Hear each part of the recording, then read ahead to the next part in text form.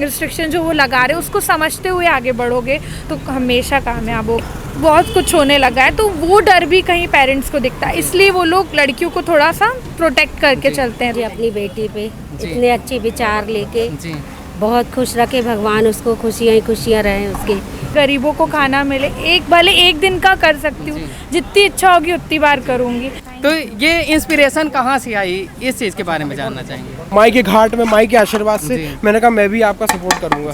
पहले तो मेरी ड्रीम जॉब लगी थी, 1 मंथ हो गया मेरी ड्रीम जॉब को, एंड आज मेरी first salary I. Tom and Jerry वाला रिश्ता है हमारा। जी और मैं हूं अनुपम अनूप, आप देख रहे हैं द खबरदार न्यूज़। इस वक्त हम ग्वारी घाट जबलपुर में हैं और आप मेरे पीछे भंडारा होता हुआ देख रहे हैं।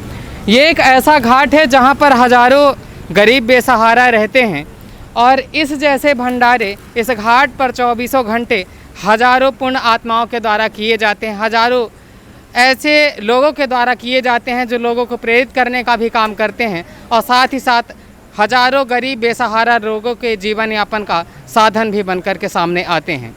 आइए हम बातचीत करते हैं और जानते हैं इस भंडारे के पीछे की प्रेरणा के बारे में और क्या कारण है कि यहाँ पर भंडारा हो रहा है। क्या नाम है आपका? रिया। तो रिया जी, भंडारा कर रही हैं आप, ये ग्वारी घाट है, यहाँ हज़ारों गरीब रहते हैं और आप जैसे हज़ारों लोग हैं जिनके अच्छे विचारों की वजह से उनके भोजन का, उनके 2 वक्त की रोटी का इंतज़ाम हो पाता है। क्या कारण है, कौन सी खुशी है जो आप इन गरीबों के साथ शेयर करना चाहती हैं, जो यहाँ के आध्यात्मिक भक्त हैं उनके साथ शेयर कर रही हैं? पहले तो मेरी ड्रीम जॉब लगी थी, 1 मंथ हो गया मेरी ड्रीम जॉब को, एंड आज मेरी फर्स्ट सैलरी आई। मंदिर में भी प्रसाद चढ़ाया, बट सोचा प्रसाद चढ़ाने बकाए यहाँ पे खिचड़ी दूँ, अपने गरीबों को खाना मिले, भले एक दिन का कर सकती हूँ, जितनी इच्छा होगी उतनी बार करूँगी। पर आज खुशी के लिए मैंने ये किया कि गरीबों को खाना मिले, पेट भरे, खुशी से खाए, बस यही कारण है। किस जगह पर आपकी जॉब लगी है? मेरी कॉलेज दुनिया ऐप में लगी, कॉलेज दुनिया एक एजुकेशनल वेबसाइट है मेरी, वहाँ पे जॉब लगी एज अ एजुकेशनल काउंसलर। सबसे पहले तो आपको इस जॉब की बधाई और साथ ही साथ पहली सैलरी की भी बधाई। युवा हैं, एक चीज़ जानना चाहेंगे कि जो यूथ है तो यूथ अपने पर्सनल ग्रुप में, पर्सनल जो लोग होते हैं उनके साथ पार्टीज करना पसंद करता है और एक तरीके से कह सकते हैं कि हुल्लड़बाजी युवाओं की एक पसंद होती है, लेकिन आप एक ऐसा महान कार्य कर रही हैं, एक छोटी सी कोशिश ही सही, एक दिन की ही कोशिश ही सही, लेकिन कई सारे लोगों के लिए जो एक बहुत बेहतर संदेश दे रही हैं। तो ये इंस्पिरेशन कहाँ से आई, इस चीज़ के बारे में जानना चाहेंगे। ये मेरी मम्मी है, इनसे आई मेरी इंस्पिरेशन, इनसे ही सीखा है। मेरे पापा नहीं आ पाए कुछ कारणवश, उनसे भी ये सीखा है। पापा ने हमेशा सबको देना सीखा है, दिल से देना सीखा है, जितनी कोशिश करते हैं वो सबका मन पूरा किया है उन्हें, उन्हीं से सीखा है, उन्हीं की बेटी, उन्हीं से सीखा है, बस यही है।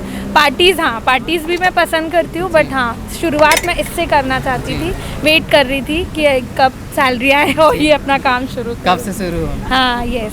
तो जो बच्चे होते हैं तो वो माता पिता का प्रतिबिंब होते हैं और उन्हीं के जो संस्कार होते हैं, उन्हीं का जो अनुभव होता है उन बच्चों के पास होता है। आपकी बेटी को आपने ऐसे संस्कार दिए हैं कि वो पहली सैलरी का जो पहला हिस्सा है वो लोगों के साथ शेयर करने की कोशिश कर रही हैं। क्या सोचती हैं इस बारे में, क्या कहना चाहेंगे इस बारे में? गर्व है मुझे अपनी बेटी पे, इतने अच्छे विचार लेके बहुत खुश रखे भगवान, उसको खुशियाँ ही खुशियाँ रहें उसके जीवन में जी, हमेशा कदम चूमे कामयाबी उनको, ये बस दिल से दुआ। बहुत खुश रहे बेटी दामाद हमारे, सब कुछ सब बढ़िया रहे, बहुत अच्छा रहे, दिल हाथ देने में सबको, दिल भी अच्छा रहे सबको कुछ करने में, बस यही हमारी दुआएं हैं इसके लिए। तो कैसा लालन पालन रहा जो, तो कैसे संस्कार आपने दिए जो तो कि इतने अच्छे विचार उनके मन में आ रहे हैं? क्या ये नॉर्मली हाँ सादा जीवन जो चला आता रहा है, हमारे माँ बाप ने हमको सिखाया, हम अपने बच्चों को सिखा रहे जो हमारे घर में हुआ है। हमारे पापा का भी ये पापा भी है, उन्हीं ने सेल्फ डिपेंड बनाया। हर चीज ये नहीं कहते थे मैं कर दूंगा, नहीं, खुद करो। आज खुद कर रहे तभी तक। कितने भाई हैं आपके? मेरा एक बड़ा भाई है और मैं वो छोटी सिस्टर हूँ। भाभी भाई दोनों हैं। हाँ। तो आपको तो भाई का भी पूरा का पूरा प्यार मिला होगा, लेकिन एक परिवारों में होता है कि भाई और बहन में काफी अनबन रहती है। अनबन तो है, टॉम एंड जेरी वाला रिश्ता है, बट हाँ एक दूसरे के बिना रह भी नहीं पाते। कितना सपोर्ट मिला आपको? मैं नहीं रह पाती, वो रह लेता है। नहीं नहीं, वो भी नहीं रह पाता। आपके भाई कहाँ पर हैं? भाई वो थोड़ा व्यस्त है खिचड़ी इधर बांटने में। अच्छा, तो ये आपकी बहन रिया जी शिकायत कर रही है कि टॉम एंड जेरी वाला रिश्ता है। इनसे टॉम एंड जेरी वाला रिश्ता है हमारा जी। इनने आज चर्चा करी इस काम की, तो मैंने कहा मैं अपना योगदान जरूर दूंगा। जी। मेरे को पूरा सहयोग सपोर्ट सब कुछ है इनका मेरी तरफ से, माई के घाट में माई के आशीर्वाद से। मैंने कहा मैं भी आपका सपोर्ट करूंगा। हमारे बहनोई साहब, बहन जी, हमारी अर्धांगिनी, हमारी पत्नी जी वो भी आई हैं, हमारी माता जी हैं।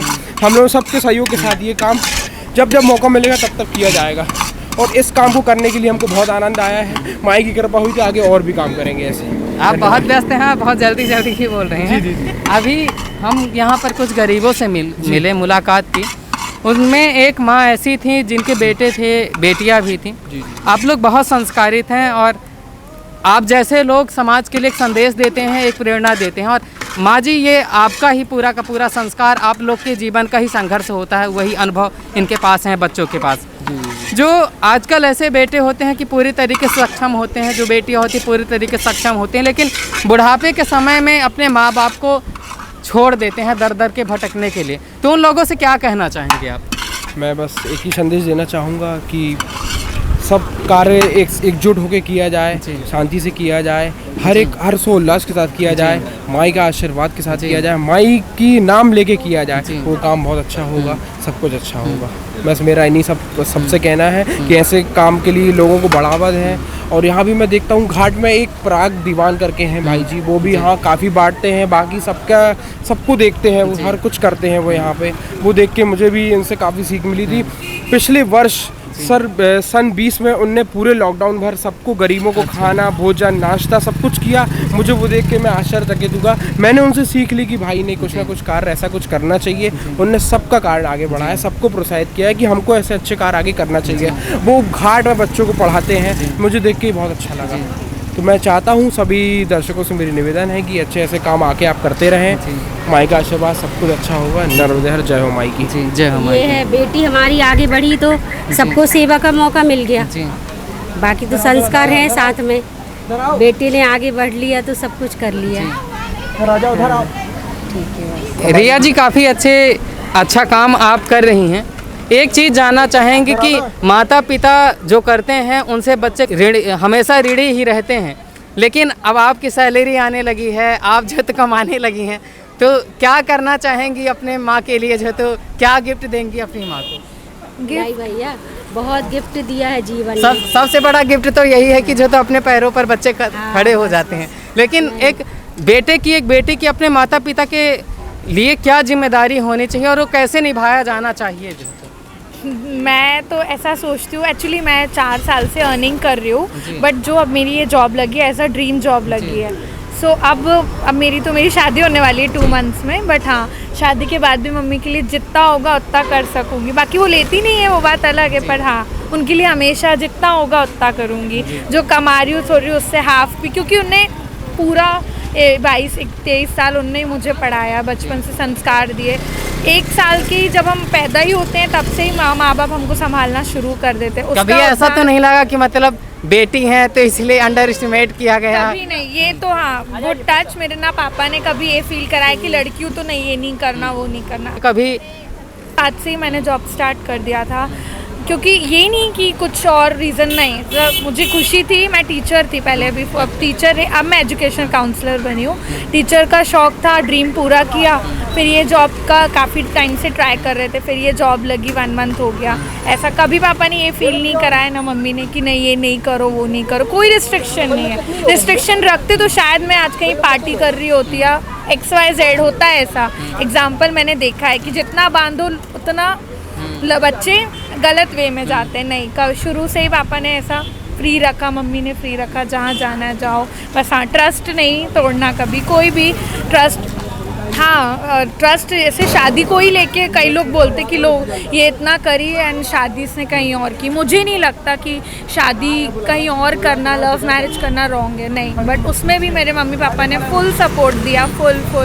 आज जो भी हूँ बस मम्मी पापा की वजह से, स्पेशली पापा की वजह से। अगर वो पापा लोग का कई जगह रिस्ट्रिक्शन रहता कि नहीं ये बेटी नहीं करेगी, वो बेटी नहीं, शुरू से पापा ने सेल्फ डिपेंड बनाया तभी आज खड़ी हूँ। Thank you, thank you. और एक चीज़ अंतिम सवाल आपसे ये पूछना चाहेंगे कि बेटियों को अगर पूरी आज़ादी दी जाए तो अपने पैरों पे खड़ी हो सकती हैं। आज भी समाज का एक तबका ऐसा है जो बेटे और बेटियों को समानता के उसमें नहीं नापता है। तो उन पेरेंट्स से आप क्या कहना चाहती हैं? आप एक सशक्त महिला के तौर पर जो सामने आएंगी, जो तो आप अपने पैरों पर खड़ी हो चुकी हैं, तो उन माता पिता से क्या कहना चाहेंगी जो अपनी बेटी को कमतर आंकते हैं? नहीं, मैं ये कहना चाहती हूँ कि देखो, पेरेंट्स भी कभी गलत नहीं होते, उनकी रिस्ट्रिक्शंस के पीछे भी कई टेंशन, कई रीजंस होते हैं। I agree with that. हाँ, मैंने भी कहीं ना कहीं, मुझे भी रिस्ट्रिक्शन लगाए गए, पर उस रिस्ट्रिक्शन को मैंने समझा कि नहीं, वो रिस्ट्रिक्शन क्यों लग रही है, उसके पीछे कोई रीज़न होता है, डर होता है।